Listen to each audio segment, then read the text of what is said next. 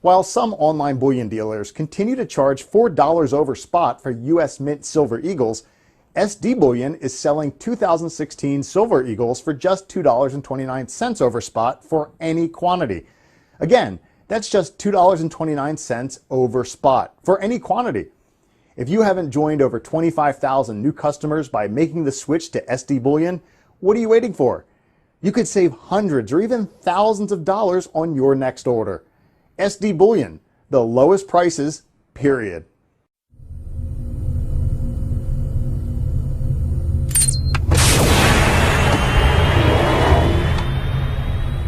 This is the Doc and Eric Dubin with the SD Weekly Metals and Markets Wrap.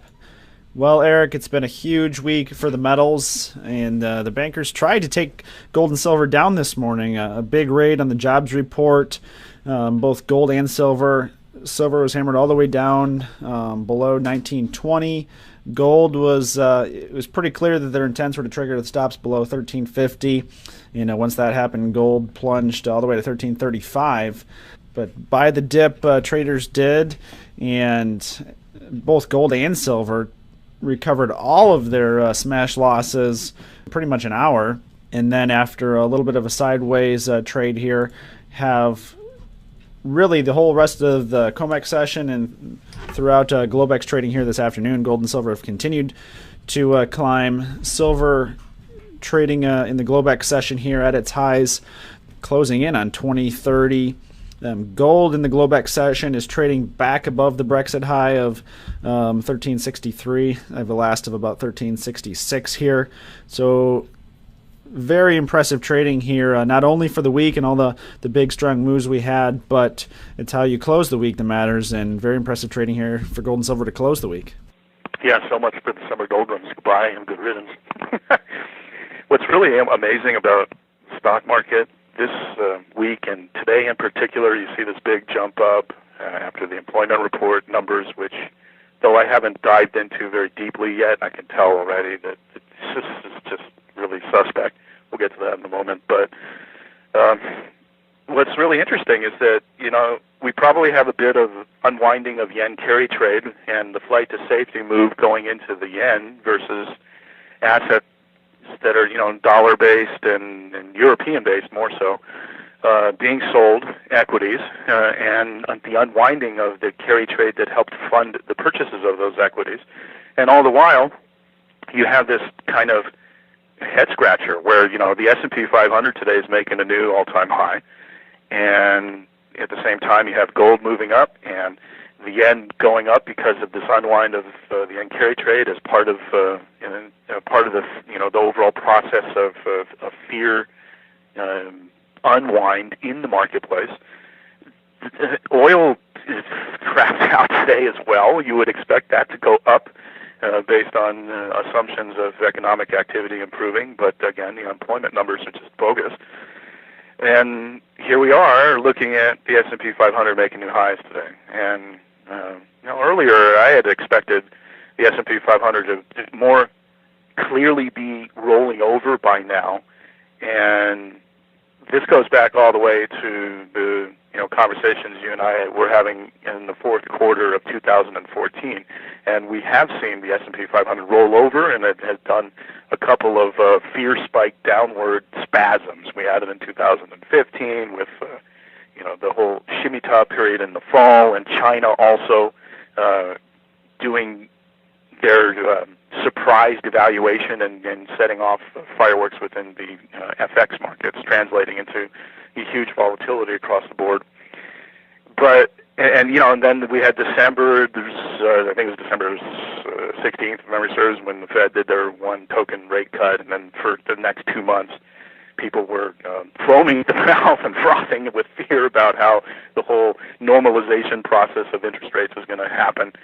And so, we have seen the market start from that, 2015, mid-2015 onward roll down.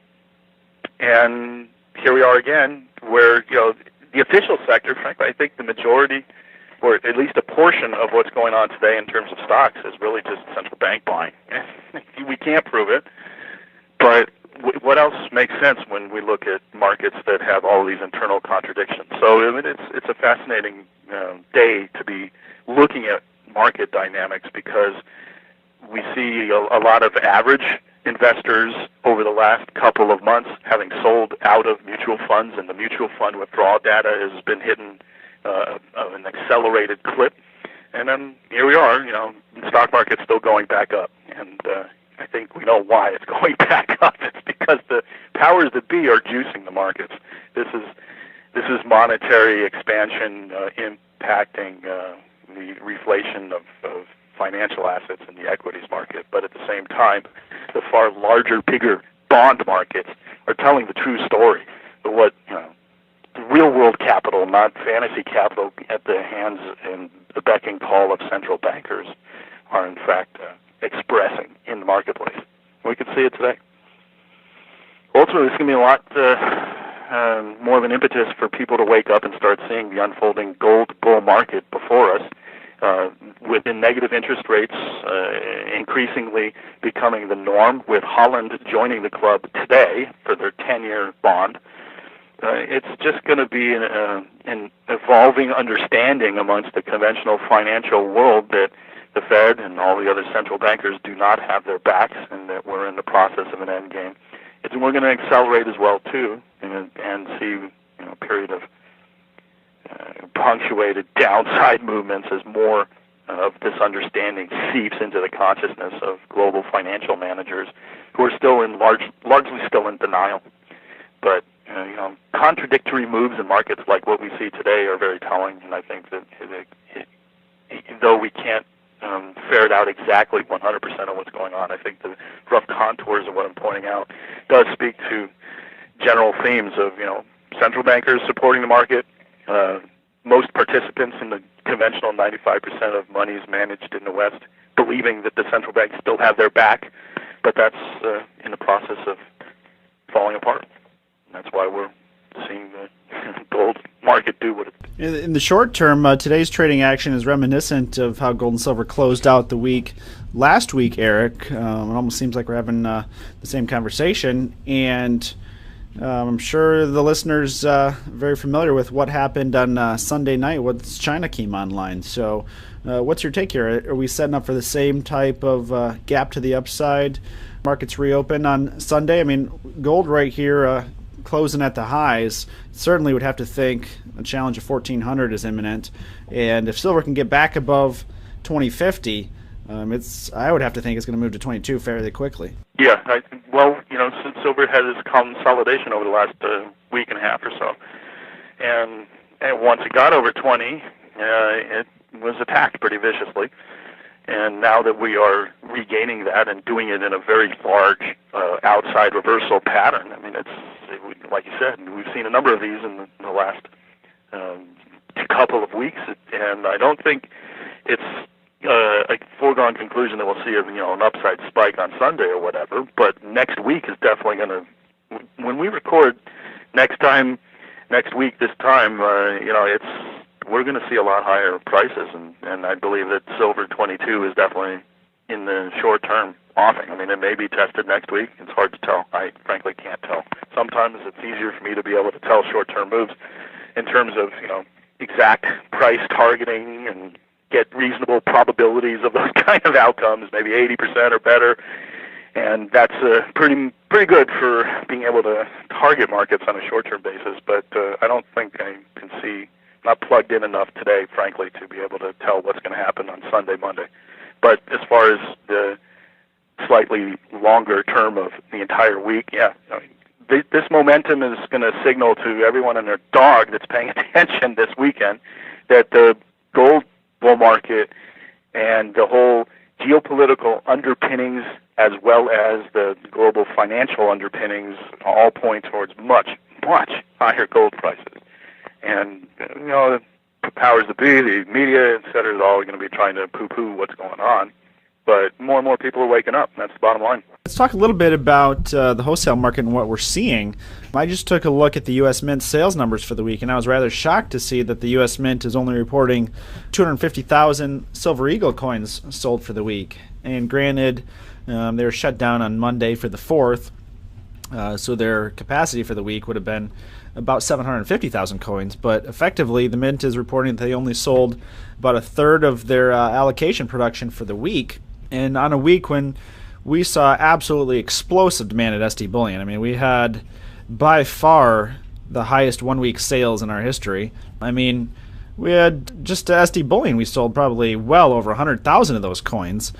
So that tells me that the hypothesis that we've been discussing, that a lot of these wholesalers and primary dealers spent the first quarter of 2016 stocking up on as many silver coins and silver bars as they could, so they're best prepared for a shortage scenario, really is the case. That even into this massive demand that saw here this week, a lot of the wholesalers and APs are basically just selling out of their inventories and aren't yet replenishing from the Mint. So, but again, it really won't take too long, I don't think. I mean, if this keeps up for a couple more weeks, those stockpiles, I would imagine, would start to draw down here, is really my take on the market. We'll see. I mean, both Silver Eagles and rounds at SD Bullion, we've been seeing some of the lowest wholesale premiums offered to us that we've ever seen on the market, basically pennies over the distributor's mint cost. It's great news for silver investors, at least right now at this moment today, that you're not paying $4, $5, $6 premium per ounce over spot to go along with jumping silver spot prices. So it'll be interesting to see as all the ramifications and implications from Brexit continue to play out. Italy's banking crisis, Deutsche Bank nearing single digits. As we head into the fall, it'll be interesting to see how those factors play out, and combined all of those financial system factors with gold and silver now clearly in a new bull market, and the attention that's going to attract from those who are not just the diehard gold and silver bugs who have really been the only ones buying for the last probably 3 years. Even though that the wholesalers have built up some inventories here, it won't take much at all to blow through that. Yeah, it's definitely going to be an interesting summer. Things are definitely heating up, and at the same time, people are responding. And I don't know if you caught that humorous clip that BNN broadcast as far as their interview with Jeffrey Christian talking about Keith Neumeyer, CEO of First Majestic, being more conspiratorial-minded in his analysis. That, this whole Brexit stuff and theories about manipulation are just all a bunch of hot air, and we can always turn to Jeffrey Christian to point all that good stuff out. But bashing Keith Neumeyer and First Majestic and calling the First Majestic investors conspiracy-minded types, he also, as always, tried to talk down gold and silver back to zero, saying, well, it won't be long before silver's heading way down from $20 an ounce. And it's just, it's always entertaining to listen to him talk. It's almost enjoyable. And First Majestic has moved from, about 250 or so at the lows in January all the way to north of, I should pull it up and get today's quote, but it's over $15. Let's see, it closed at $15.97 today, up a strong 7.54%. Just shows you, the leverage that comes within silver miners when silver moves. So I think Jeffrey is just a little bit ticked that he's not in the stock. And for disclosure, we're a little bit biased. Besides the fact that we're big fans of Keith Neumeyer, and we've had him personally on the show before. I think you and I, Eric, are both shareholders in First Majestic, so we believe in his company too. I am, yes. It's a very big holding, and Keith Neumeyer is a great manager, and also his analysis of the world isn't much on target, to the chagrin of Jeffrey Christian, but Christian is predictable, that much is for sure. So, we got a lot of stuff coming up this summer. We got the elections on the horizon, and the shooting that happened is a little suspect. There was a Facebook page that was put up claiming responsibility for it, and the group wrote, and I quote, "Sniper assassins take down 5 police officers, !" And more will be assassinated in the coming days. Do you like the work of our assassins? Get your sniper rifle and join our thousands of sniper assassins worldwide in the fight against oppression. And, it was only a couple weeks back that Larry Nichols was on the Greg Hunter show and talking about how this summer was going to see a lot of a high probability of a lot of events that could stir things up. And one of the examples he gave was the fact that it would not be very difficult to get a bunch of very well-trained people to start shooting and causing turmoil, kind of like, San Bernardino shooting. But I mean, this operation was a little bit more sophisticated because the guy, is basically a sniper. But the deal with this Facebook page, I mean, how many worldwide political revolution movements have you heard put up pages like this sounding like some kind of a cartoon? I mean, it's just, this whole thing smells like a black op, to be perfectly blunt. And I don't have any basis for saying that other than the fact of the weirdness of the story and the way it's unfolded, because I haven't had a chance to dig into this yet. But, the summer months is going to kind of repeat what happened in '68, frankly. I think we're seeing kind of an echo of the summer of '68 and all the turmoil in politics. We have a completely different kind of context in the United States today versus back then, of course. But we have a tremendous amount of disaffected, pissed-off people who realize that what we're being told in terms of what is in fact reality per the mainstream media and all of the propaganda that's being shoveled to us is just not reality. We see it in the financial markets, we see it in politics, it's everywhere. And I think things are coming to a head. And I think precious metals are also reflecting this too. It's part of this kind of unraveling of the overall system, frankly, from a financial and cultural point of view and political point of view. So we have that. We have the geopolitical frame is an ongoing question mark and adding pressure to the probability of much higher gold prices as well, too. We have the NATO conference going on now, and the United States is continuing its efforts to paint Russia as the new evil empire, and the effort of rebooting a Cold War is well underway. A very large percentage of the American people have completely bought into this, and the policy establishment as well, and politicians are just kind of parroting along the military-industrial complex's script. I'm overgeneralizing, but that's really what's going on here. We're seeing a rebirthing of a Cold War to try to maintain the whole global Western Anglo-American spearheaded, dominated financial, geopolitical empire. And things are unraveling around the edges. And as that process continues from both our domestic politics as well as the thrashing of an empire in decline on an international stage, those two are interlinked with what we're seeing in the financial markets. And this summer, things are going to continue to boil over. I don't think, I have consistently been of the view that the conventional financial world has to fully break down and no longer believe that the central bankers have their back in order for us to see the final capitulation and to see us go into this kind of like a 2008, March 2009 spiral downward in terms of a rapid escalation downward for the standard equity markets and for eventually gold and silver to shoot up higher as well too. They won't have the initial drop that we saw in 2008, frankly, and I think people like Dent have his whole deflation thesis completely incorrect because he is underestimating the degree to which solvency concerns will enter into the minds of investors very quickly this time around, because the game context is completely different now versus what it was in 2008, because we've already seen a gigantic transition towards central bankers putting on their balance sheet the socialization of the losses of the financial sector from the 2008-2009 crash. That is the fundamental difference this time around that prevents the system from being saved exactly the way it was the previous time. Dent doesn't understand this. And, well, maybe he does, but doesn't really ascribe the appropriate weighting or assessment value to that element. And he just thinks that we're going to see fear trade dominate. So, anyway, bottom line is that I think this summer we're going to maybe see about maybe 2 months or so, maybe a month more of the S&P 500 continuing to see it juicing upward, and that's surprising to me. That part of my overall assessment of where this whole cycle will be playing out is definitely incorrect. I'm very surprised that the stock market is being able to be levitated as much as it has been.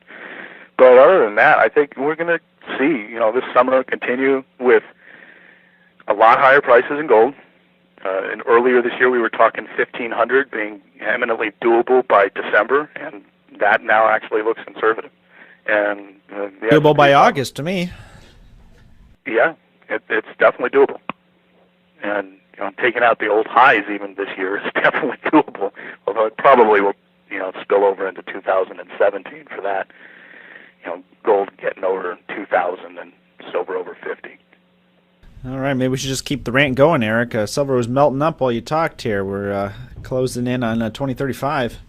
We'll make it a wrap there and wrap up the show. Definitely keep an eye on markets Sunday night and into next week. I predict an exciting week again for gold and silver here. Really encouraging to see them closing at their highs just about for the week, both gold and silver. And especially after the brutal takedown they experienced on the jobs report this morning. So really has been impressive to see how vigorously the dip was bought both in gold and silver. So should be an exciting week ahead next week. And if nothing else, welcome to volatility in gold and silver markets, that's for sure. All right, so for the Doc and Eric Dubin, thanks for tuning into this week's SD Weekly Metals and Markets.